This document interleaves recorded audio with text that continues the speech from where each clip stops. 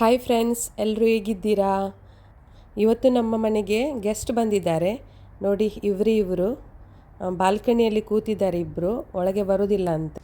ನಾನು ಈಗ just walk ಮುಗಿಸಿ ಬಂದೆ. ಈಗ ಬೀಟ್ರೂಟ್ ಜ್ಯೂಸ್ ಕುಡಿಬೇಕು. ನೋಡಿ, ಇದು ಬೀಟ್ರೂಟ್ ಜ್ಯೂಸ್ ರೆಡಿಯಾಗಿದೆ, ಮಾಡಿ ಇಟ್ಟಿದ್ದೆ ನಾನು. ಹಾಗೆ ಇದನ್ನು ಈಗ ಕುಡಿದು ವೀಡಿಯೋಸ್ ಎಡಿಟ್ ಮಾಡಲಿಕ್ಕೆ ಉಂಟು. ಅದು ಸ್ವಲ್ಪ ಹೊತ್ತು ಕೂತ್ಕೊಂಡು ಎಡಿಟ್ ಮಾಡಬೇಕು. ಇಲ್ಲಿ ನೋಡಿ ನನ್ನ ಮಗನ ಕೆಲಸ. ಇದು ಅವನ ಲೋಟ ನೀರು ಕುಡಿಯುವುದು. ಗ್ಲಾಸ್ ಕೊಟ್ಟರೆ ಕೆಳಗೆ ಹಾಕ್ತಾನಂತ ಲೋಟ ಕೊಡೋದು. ಅದಕ್ಕೆಲ್ಲ ಸ್ಟಿಕ್ಕರ್ ಎಲ್ಲ ಅಂಟಿಸಿ ಬಿಟ್ಟಿದ್ದಾನೆ. ಇದು ಜಾಕ್ ಫ್ರೂಟನ್ನು ಸಪೂರವಾಗಿ ಕಟ್ ಮಾಡುವ, ಅಂದರೆ ಗ್ರೈಂಡ್ ಮಾಡುವಾಗ ಕಷ್ಟ ಇಲ್ಲದಿದ್ದರೆ ಅದಕ್ಕೆ. ಇದು ಎಲ್ಲ ಬೇಡ, ಹಲಸಿನ ಹಣ್ಣು ಇದರಲ್ಲಿ ಅರ್ಧ ಮಾತ್ರ ಹಾಕುವ. ಬೇಗ ಬೇಗ ಕಟ್ ಮಾಡ್ತಾ ಇದ್ದೇನೆ.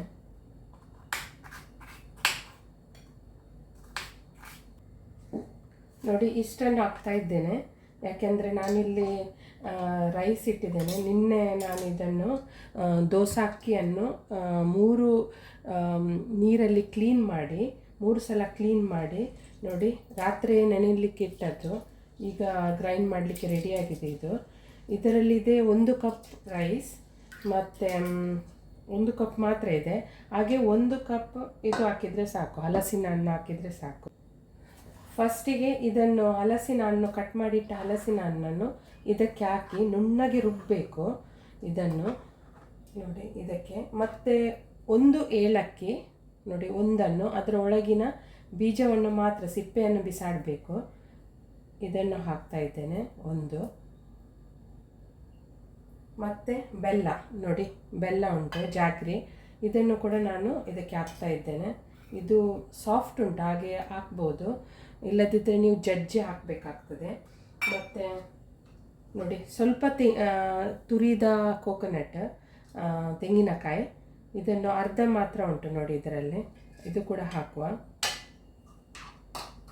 ಮತ್ತು ಹಲಸಿನ ಹಣ್ಣು ತುಂಬ ಯೆಲ್ಲೋ ಕಲರಲ್ಲಿ ಇಲ್ಲ, ಹಳದಿ ಕಲರಲ್ಲಿ ಇಲ್ಲ. ಹಾಗೆ ನಿಮಗೆ ಸ್ವಲ್ಪ ದೋಸೆ ಕಲರ್ ಬೇಕಾದರೆ ಸ್ವಲ್ಪ ಅರಸಿನ ಹುಡಿ ಹಾಕಿ, ಸ್ವಲ್ಪ ಸಾಕು. ಬೇಡದಿದ್ದರೆ ಸ್ಕಿಪ್ ಮಾಡ್ಬೋದು, ಹಾಕದೇ ಇರ್ಬೋದು. ನೋಡಿ, ನಾನು ಸ್ವಲ್ಪ ಹಾಕ್ತಾ ಇದ್ದೇನೆ.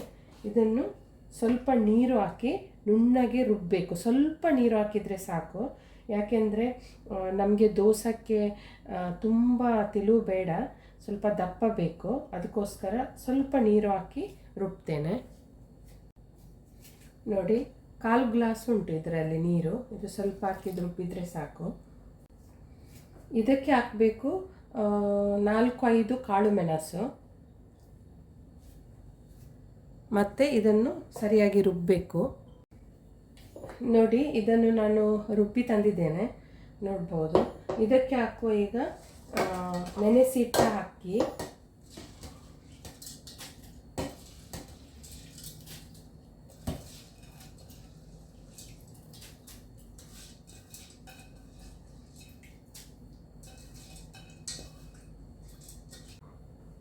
ಈಗ ಇದಕ್ಕೆ ಹಾಕುವ ರುಚಿಗೆ ತಕ್ಕಷ್ಟು ಉಪ್ಪು.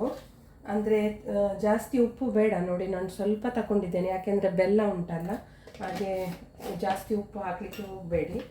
ಮತ್ತು ಸ್ವಲ್ಪ ಈಸ್ಟ್ ನೋಡಿ, ಸ್ವಲ್ಪ ತಗೊಂಡ್ರೆ ಸಾಕು, ಇಷ್ಟು ಸ್ವಲ್ಪ ಈಸ್ಟ್ ಹಾಕಿ ಇನ್ನು ರುಬ್ಬಬೇಕು ಇದನ್ನು ಸರಿಯಾಗಿ.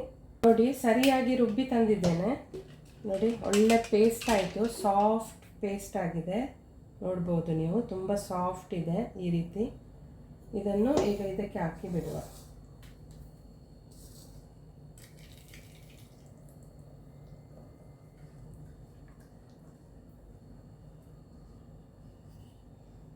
ಇದರ ನೀವು ದಪ್ಪ ನೋಡಬೇಕು, ಅಂದರೆ ದೋಸೆ ಮಾಡಲಿಕ್ಕೆ ಎಷ್ಟು ದಪ್ಪ ಇರುತ್ತೋ ಆ ಥರವನ್ನು, ಅಂದರೆ ತುಂಬ ನೀರು ನೀರು ಮಾಡಬೇಡಿ. ನೋಡಿ, ಇಷ್ಟು ಆದರೂ ಇರಬೇಕು. ಇದು ಸ್ವಲ್ಪ ದಪ್ಪ ಉಂಟು, ಇದಕ್ಕೆ ನಾನು ಸ್ವಲ್ಪ ನೀರು ಹಾಕಿ ಇದೇ ಮಿಕ್ಸಿ ಜಾರಿಗೆ ಈ ನೀರನ್ನು ನಾನು ಹಾಕ್ತಾ ಇದ್ದೇನೆ. ನೋಡಿ,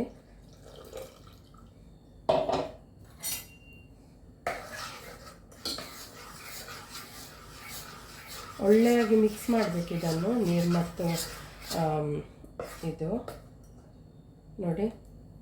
ಇಷ್ಟು ಆದರೂ ದಪ್ಪ ಇರಬೇಕು. ಇದನ್ನು ಒಂದು 4 ಗಂಟೆ ಆದರೂ ಇಡಬೇಕು. ಮತ್ತು ನಾನು ನಿಮಗೆ ತೋರಿಸ್ತೇನೆ ದೋಸೆ ಯಾವ ರೀತಿ ಬರುತ್ತೆ ಅಂತ. ಈಗ ಹಿಟ್ಟು ಉಬ್ಬಿ ಬಂದಿದೆ. ಈಗ ಕಾವಲಿ ನಾನು ಬಿಸಿ ಮಾಡಲಿಕ್ಕೆ ಇಟ್ಟಿದ್ದೇನೆ. ಬಿಸಿ ಆದಮೇಲೆ ಇದನ್ನು ನಾನು ಹಾಕ್ತಾ ಇದ್ದೇನೆ. ಇದು ದಪ್ಪವಾಗಿ ಹಾಕಬೇಕು ನೋಡಿ. ಈಗ ಬಬಲ್ಸ್ ಥರ ಬಂದಿದೆ ಅಂದರೆ ದೋಸೆ ಇದು ಆಗಿದೆ ಅಂತ ಅರ್ಥ, ಅಂದರೆ ಉಬ್ಬಿದೆ ಸರಿಯಾಗಿ ಅಂತ. ಮತ್ತು ಆ್ಯಕ್ಚುಲಿ ಇದು ನಾನು ಬೆಳಿಗ್ಗೆ ರುಬ್ಬಿ ಇಟ್ಟದ್ದು, ಇದನ್ನು ಗ್ರೈಂಡ್ ಮಾಡಿ ಇಟ್ಟದ್ದು. ಮತ್ತು ಸಂಜೆ ಆಗುವಾಗ ಅದು ಉಬ್ಬಿ ಬಂದಿದೆ ನೋಡಿ. ಎಷ್ಟು ದೋಸೆ ಎಷ್ಟು ರುಚಿಯಾಗಿ ಬಂದಿದೆ ಅಂದರೆ, ಯಾಕೆಂದರೆ ಬೆಲ್ಲ ಅದು ಇದೆಲ್ಲ ಹಾಕಿದಲ್ಲ ಅದಕ್ಕೆ, ಜಾಗ್ರಿ ಎಲ್ಲ. ಮತ್ತು ತುಪ್ಪವನ್ನು 2 ಕಡೆಯಿಂದ ಸರಿಯಾಗಿ ಸವರಬೇಕು ನೋಡಿ. ದೋಸೆ ತುಂಬ ರುಚಿಯಾಗಿತ್ತು. ಇದಕ್ಕೆ ಚಟ್ನಿ ಬೇಕಂತ ಇಲ್ಲ, ಹೀಗೇ ತಿನ್ಬೋದು. ಇದು ಕ್ಲಿಪ್ಸ್ ನಾನು ಮೊದಲೇ ಹಾಕಿದ್ದೆ ಎಡಿಟ್ ಮಾಡುವಾಗ. ಈಗ ನಾನು ಲಂಚಿಗೆ ದಾಲ್ ಮಾಡ್ತಾ ಇದ್ದೇನೆ. ಇಲ್ಲಿ ನಾನು ನೋಡಿ 2 ರೀತಿಯ ಇದನ್ನು ತಗೊಂಡಿದ್ದೇನೆ ದಾಲನ್ನು. ಒಂದು ಮಸೂರ್ ದಾಲ್, ಮತ್ತೊಂದು ಇದು ಮೂಂಗ್ ದಾಲ್ ನೋಡಿ. ಮೂಂಗ್ ದಾಲ್ ಗ್ರೀನ್ ಅಂತ ಮೂಂಗ್ ದಾಲ್ ಅಂತ ಹೇಳ್ತಾರೆ ನೋಡಿ. ಅದನ್ನು ಇದೆರಡನ್ನು ನಾನು ಈಗ ಒಳ್ಳೆ ಮಾಡಿ 3-4 ನೀರಲ್ಲಿ ಕ್ಲೀನ್ ಮಾಡಿ ತರ್ತೇನೆ ನೋಡಿ. ನೀರಲ್ಲಿ ಸರಿಯಾಗಿ ತೊಳ್ತಿದ್ದೇನೆ ಇದನ್ನು ಈಗ ಹಾಕೋ ಕುಕ್ಕರಿಗೆ.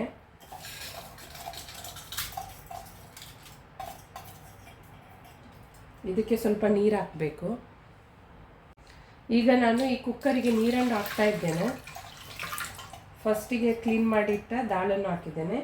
ಈಗ ಮತ್ತೆ ಒಂದೊಂದಾಗಿ ಅನ್ನು ಹಾಕುವ. ಈಗ 1 ಈರುಳ್ಳಿ ಕಟ್ ಮಾಡಿಟ್ಟಿದ್ದೇನೆ, ಅದನ್ನು ಕೂಡ ಹಾಕ್ತಾ ಇದ್ದೇನೆ.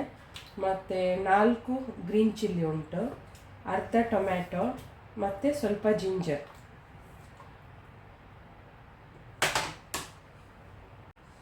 ಮತ್ತು 1/4 ಚಮಚ ಅರಸಿನ ಹುಡಿ.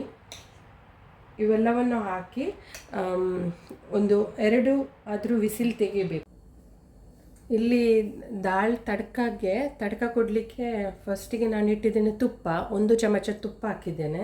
ಅದಕ್ಕೆ ಹಾಕುವ 1/4 ಚಮಚ ಜೀರಿಗೆ. ಮತ್ತು ತುಪ್ಪ ಬಿಸಿ ಹಾಕಬೇಕು. ಆದಮೇಲೆ ಜೀರಿಗೆ ಮತ್ತು 2 ಬೆಳ್ಳುಳ್ಳಿ ನೋಡಿ, ಜಜ್ಜಿ ಹಾಕಿದ್ದೇನೆ ಬೆಳ್ಳುಳ್ಳಿಯನ್ನು. ಮತ್ತು ಇದು ಮೆಣಸು, ಕಾಶ್ಮೀರಿ ಚಿಲ್ಲಿ, ರೆಡ್ ಚಿಲ್ಲಿ, ಇದರಲ್ಲಿ 2 ಇದೆ. ಇದಕ್ಕೆ ಹಾಕ್ತಾ ಇದ್ದೇನೆ ನೋಡಿ. ಕುಕ್ಕರಲ್ಲಿ ಇದು ಮಾಡಿದ್ದು ಅಂತ ವಿಸಿಲ್ ತೆಗೆದದ್ದು ದಾಳನ್ನು ಹಾಕ್ತಾ ಇದ್ದೇನೆ. ಮತ್ತು ಸರಿಯಾಗಿ ಮಿಕ್ಸ್ ಮಾಡಬೇಕು ಇದನ್ನು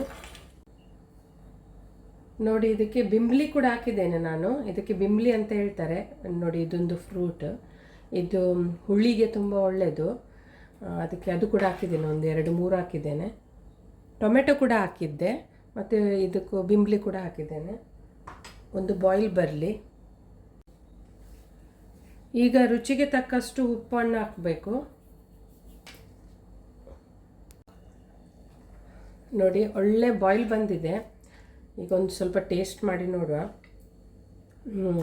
ಇದಕ್ಕೆ ನಮ್ಮೂರಲ್ಲಿ ಹುಳಿ ಸಾರು ಅಂತಲೂ ಹೇಳ್ಬೋದು, ಯಾಕೆಂದರೆ ಇದು ಹುಳಿ ಹುಳಿಯಾಗಿ ಒಳ್ಳೆ ರುಚಿಯಾಗಿದೆ. ಇದಕ್ಕೆ ಹಾಕುವ ಸ್ವಲ್ಪ ಕೊತ್ತಂಬರಿ ಸೊಪ್ಪು. ಈ ರೀತಿ ಮಾಡಿ ನೋಡಿ, ಬಿಂಬ್ಲಿ ಹಾಕಿ ನೋಡಿ, ಅದು ಇನ್ನೂ ಒಳ್ಳೆಯದು ಬರ್ತದೆ ಸಾರು. ದಾಳಿಗೆ ಕೂಡ ಹಾಕ್ಬೋದು ಬಿಂಬ್ಲಿ. ನಾವು ಮಂಗಳೂರಲ್ಲಿ ಇದಕ್ಕೆ ಸಾರು ಅಂತ ಹೇಳ್ತೇವೆ. ಇಲ್ಲಿ ನಾನು ಸೀ ಬ್ರೀಮ್ ಫಿಶನ್ನು ಫ್ರೈ ಮಾಡ್ತಾ ಇದ್ದೇನೆ. ನಿನ್ನೆ ನಾನು ಮ್ಯಾರಿನೇಟ್ ಮಾಡಿ ಇಟ್ಟದ್ದು ಇದು ಫಿಶ್. ನೀವು ನೋಡಿರಬೇಕು ನನ್ನ ನಿನ್ನೆಯ ವ್ಲಾಗಲ್ಲಿ. ಈಗ ನಾನು ಅದನ್ನು ಫ್ರೈ ಮಾಡ್ತಾ ಇದ್ದೇನೆ. ಅಟ್ಲೀಸ್ಟ್ 1 ದಿವಸ ಆದರೂ ಇದನ್ನು ಮ್ಯಾರಿನೇಟ್ ಮಾಡಿ ಇಡಬೇಕು. ಆಗ ಅದರ ಮಸಾಲ ಎಲ್ಲ ಸರಿಯಾಗಿ ಫಿಶ್ನ ಒಳಗೆ ಇಳೀತದೆ ನೋಡಿ. ಇದು ಲಂಚಿಗೆ ರೈಸ್ ಮತ್ತು ಸಾರು ಮತ್ತು ಫಿಶ್ ಫ್ರೈ. ಬನ್ನಿ ಫ್ರೆಂಡ್ಸ್, ಊಟ ಮಾಡುವ. ಮ್ಯಾಂಗ್ಳೂರ್ ಸ್ಟೈಲ್ ಊಟ ರೆಡಿಯಾಗಿದೆ. ಇಂದು ಕುಡ್ಲದ ಸ್ಟೈಲ್ದ ವನಸ್. ಫಸ್ಟ್ಗೆ ನಾನು ಎಂಕಲ್ನ ಬಟ್ಟಲ್ ದಿಯೆ, ಸ್ಟೀಲ್ದ ಬಟ್ಟಲ್ ಐಕ್ ಬೆಚ್ಚ ಬೆಚ್ಚ ನುಪ್ಪು ಪಾಡ್ಗ, ನುಪ್ಪುದ ಮಿತ್ತ ಪಾಡ್ಗ ಬೆಚ್ಚ ಬೆಚ್ಚ ಸಾರು. ಇಂಚಿನ ವನಸ ಇರೆಗ್ ಒಲ್ಲ ತಿಕ್ಕಂಡು ಕುಡ್ಲಡ್ ಮಾತ್ರ ತಿಕ್ಕುನು ಇಂಚಿನ ವನಸ. ಬೊಕ್ಕ ಪಾಡ್ಗ ಒಂಜಿ ತುಂಡು ಮೀನು. ಇದು ಮಂಗಳೂರಿನ ಊಟ ಎಷ್ಟು ರುಚಿ ಗೊತ್ತಾ ಫ್ರೆಂಡ್ಸ್. ನಿಮಗೆ ನನ್ನ ವ್ಲಾಗ್ ಇಷ್ಟ ಆದರೆ ಒಂದು ಲೈಕ್ ಮಾಡಿ ಮತ್ತು ಎಲ್ಲರಿಗೂ ಶೇರ್ ಮಾಡಿ, ಸಬ್ಸ್ಕ್ರೈಬ್ ಮಾಡೋದನ್ನು ಮರೆಯಬೇಡಿ.